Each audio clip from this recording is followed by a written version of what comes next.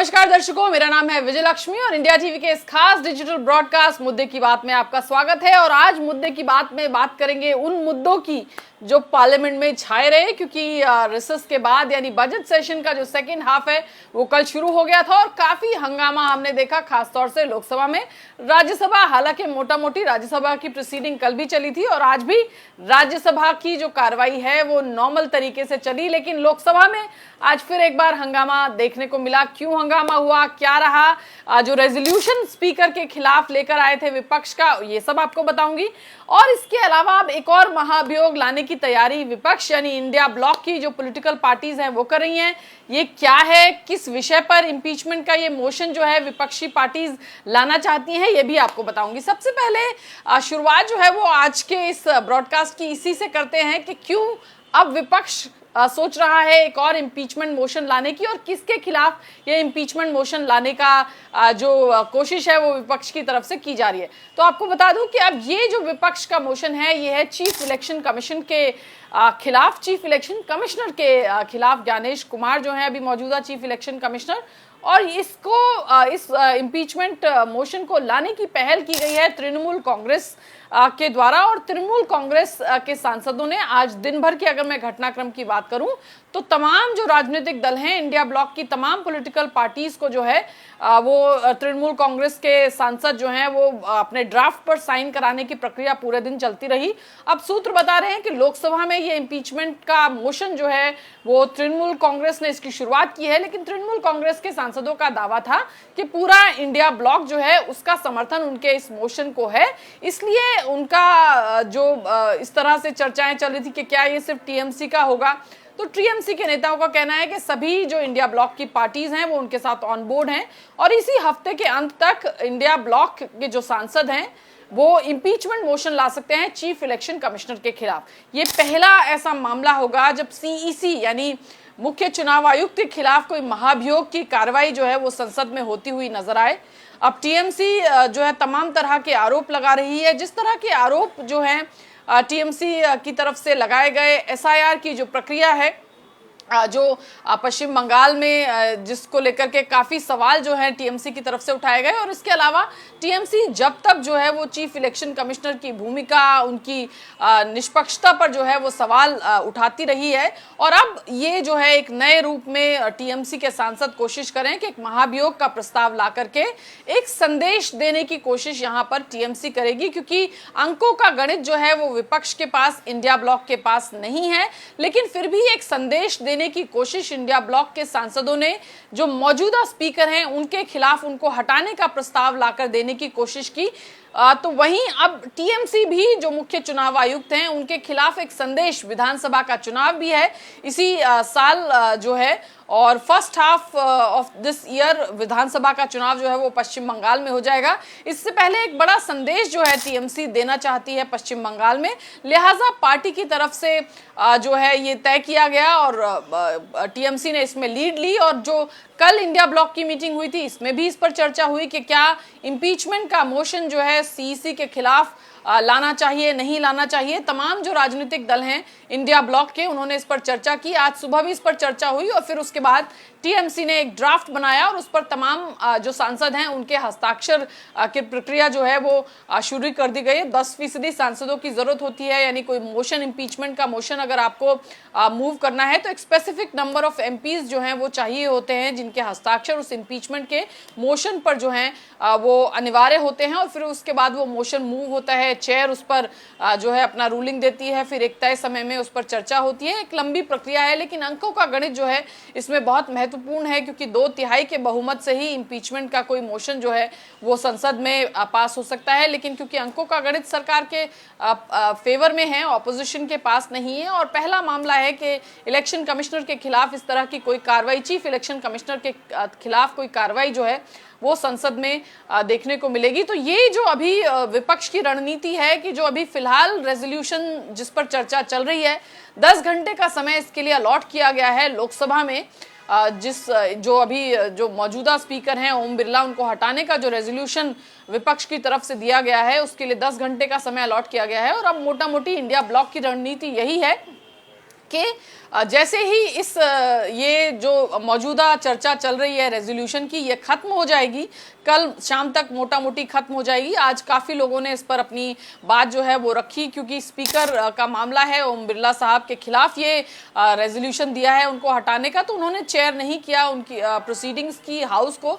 जगदम्बिका पाल या कृष्णा प्रसाद तेन्नट्टी, ये दो लोग जो है ये चेयर पर विराजमान जो है वो नजर आए, और आज काफी लंबी चर्चा जो है इस मुद्दे पर हुई। और जब ये चर्चा पूरी हो जाएगी, कल जो है गृह मंत्री अमित शाह जो है इस चर्चा को कंक्लूड करेंगे, और फिर उसके बाद आगे की कार्रवाई जो है वो होगी। अब कल ये पूरा हो जाएगा, तो उसके बाद अब टीएमसी के सूत्र हमें बता रहे हैं कि जैसे ही ये खत्म हो जाएगा, उसके बाद वो जो है अपना इम्पीचमेंट का मोशन जो है वो सबमिट करवा देंगे। अभी वो साइन कराने की प्रक्रिया जो है वो पूरी उनकी चल रही है। बहरहाल, अब दूसरा मुद्दा जिसकी आज हम बात करने वाले हैं वो है कि आज संसद में, लोकसभा की अगर मैं बात करूं और बजट सत्र के इस दूसरे दिन की मैं बात करूं, तो लोकसभा में क्या क्या आज हमने देखा बतौर रिपोर्टर वो आपको बताती हूं।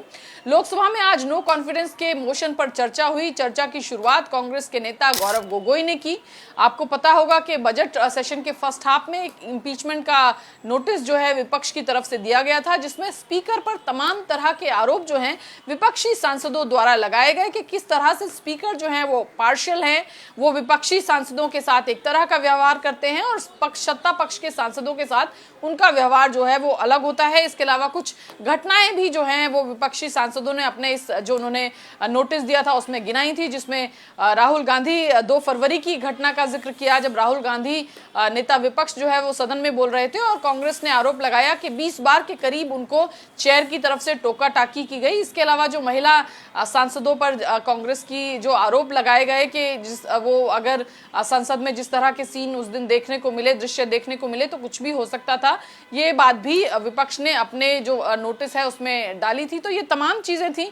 इसके अलावा कुछ सांसदों का निलंबन था, ये बात भी अपने जो नोटिस है उसमें विपक्ष की सांसदों ने लिखी थी कि भाई ये जो चीजें हैं ये गलत हैं और इन सब को हम जो है तो बेसिकली 4 चीजें थी। 2 फरवरी 2026 की घटना थी, जब राहुल गांधी बोल रहे थे, जो फॉर्मर आर्मी चीफ हैं जनरल मुकुंद नरवणे, उनकी किताब से कोट करके, उनकी किताब को कोट करते हुए कारवान में जो आर्टिकल छपा था उसको लेकर के वो अपनी बात रखना चाहते थे, लेकिन कहा गया कि ये एक अनपब्लिश्ड किताब है, इसलिए लिहाजा उसके एक्सर्प्ट्स को या उसके कंटेंट को राहुल गांधी सदन में नहीं उठा सकते हैं। और उसी दौरान जो है जब वो बोल रहे थे तो उनको काफ़ी इधर से काफ़ी बार उनको रोका गया, चेयर की तरफ से भी रूलिंग्स आई और फिर सत्ता पक्ष के नेताओं ने भी कहा। इसके अलावा 3 फरवरी की भी घटना को विपक्षी सांसदों ने कहा था, जिसमें 8 विपक्षी सांसदों का निलंबन किया गया।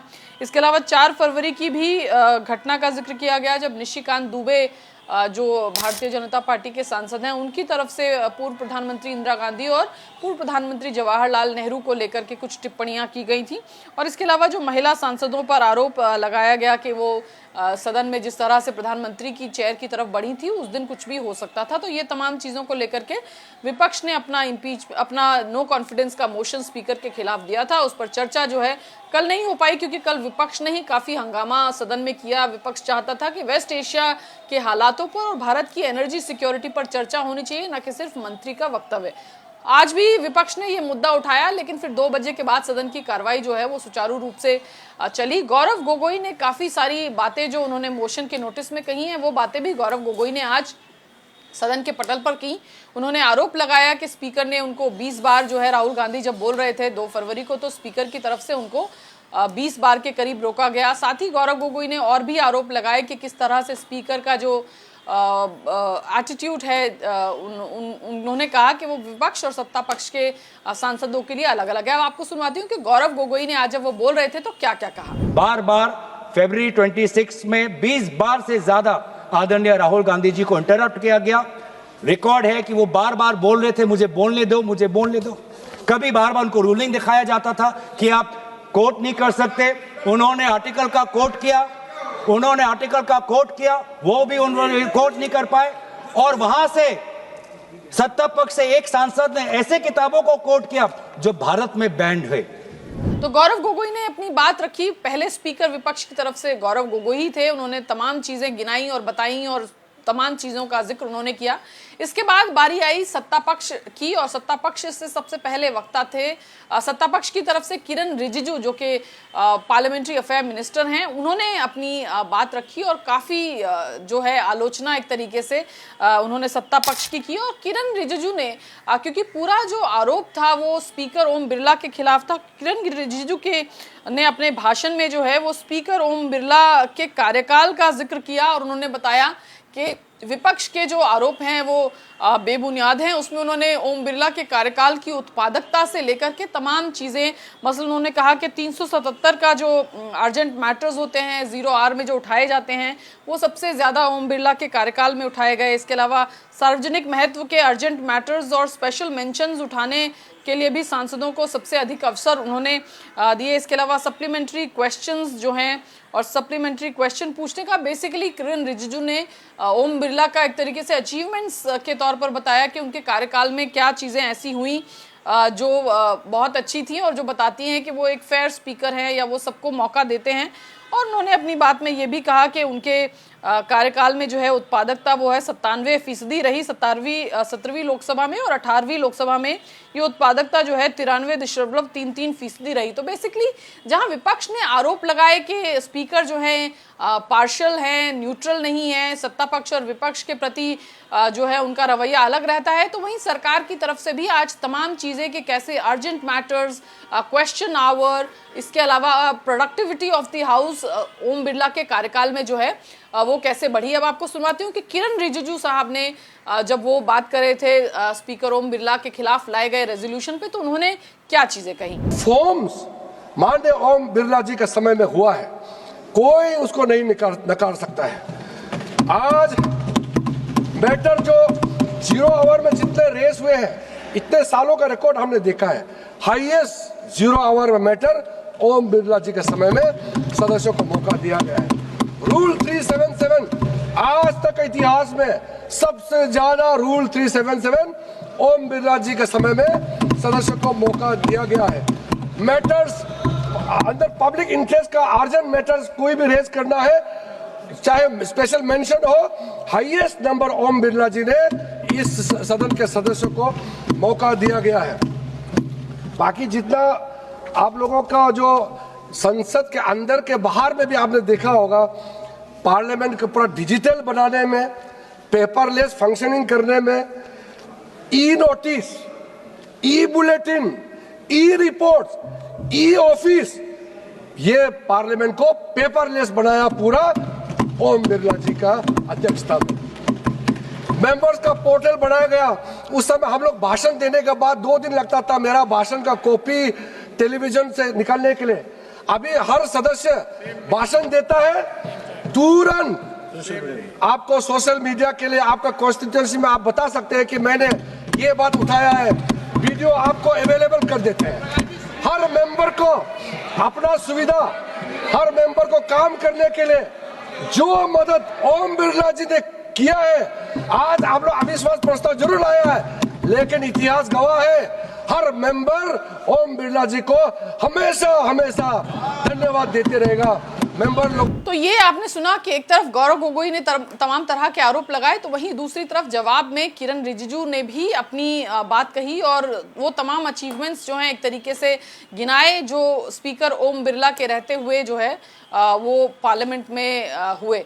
इसके अलावा आज काफ़ी सारी पॉलिटिकल पार्टीज ने ऑपोजिशन की डेप्यूटी स्पीकर के ना होने का भी जिक्र किया।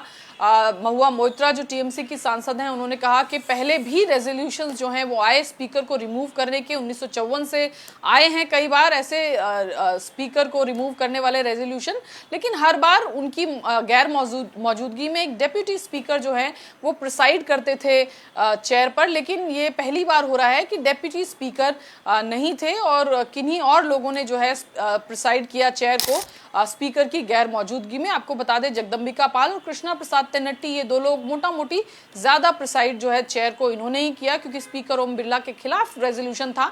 ऐसे में वो खुद नहीं आए, लेकिन उनकी जगह चेयर को जो है इन 2 लोगों ने जो है वो ये प्रिसाइडिंग जो वहां पर ये रहे। तो ये बात महुआ मोइत्रा ने उठाई और कई और विपक्षी सांसदों ने भी इस बात का जिक्र किया। इसके अलावा AIMIM सांसद असदुद्दीन ओवैसी ने भी चेयर पर जगदम्बिका पाल जब बैठे थे तो उनके वहां पर रहने पर अपनी आपत्ति दर्ज कराई। उन्होंने कहा कि क्योंकि स्पीकर ने उन्हें नियुक्त किया है, ऐसे में वो किसी ऐसी प्रोसीडिंग को प्रिसाइड नहीं कर सकते हैं जिस पर जगदम्बिका पाल ने भी रूल्स का हवाला देते हुए अपनी बात सदन में रखी। आपकी बात let me complete sir please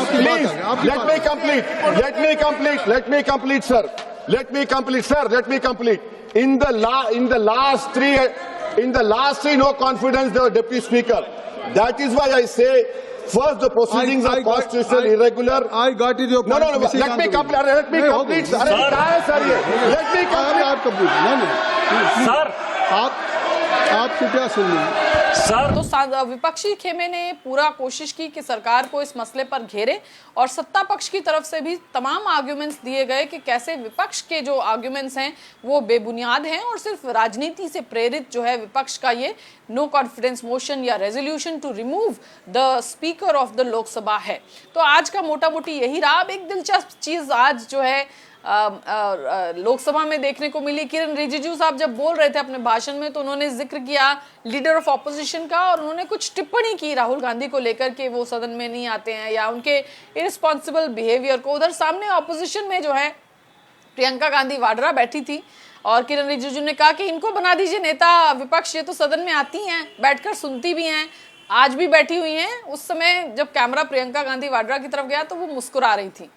तो उन्होंने कहा देखिए वो मुस्कुरा रही हैं, उनके साथ में भी कोई सांसद बैठे थे तो उन्होंने कहा देखिए मुस्कुरा रही हैं। तो किरण रिजिजू ने ये एक लाइट हार्टेड वे में कहा कि भाई हम तो तारीफ कर रहे हैं प्रियंका गांधी वाड्रा की, वो ज़्यादा अच्छी पार्लियामेंटेरियन है। और उन्होंने कहा कि मैं as a parliamentarian affair minister मुझे लगता है कोई MP अच्छा काम कर रहा है तो मैं तो तारीफ करूंगा और कांग्रेस वालों को तो दिक्कत है, तारीफ करो तो दिक्कत, ना तारीफ करो तो दिक्कत।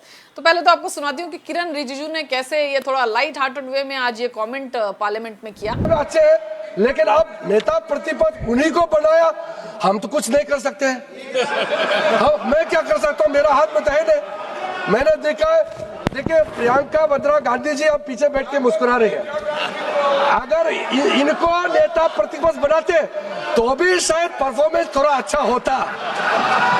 वो तो कम से कम बैठती है, सुनती है कम से कम। इनका नेता प्रतिपक्ष तो सुनता ही नहीं, मुस्कुराती भी है, बहुत मुस्कुराती भी है। मैंने सार्वजनिक रूप से कहा है as a parliamentary affairs minister, कोई भी सांसद बिहेवियर अच्छा है तो मुझे सराहना करना चाहिए। देखिए सर, मैं जरूर भारतीय जनता पार्टी का सदस्य हूँ, मंत्री हूँ, लेकिन पार्लियामेंट्री अफेयर्स मिनिस्टर होने के नाते कोई अच्छा व्यवहार करे तो उसको सराहना करना मेरा दायित्व है। सर जब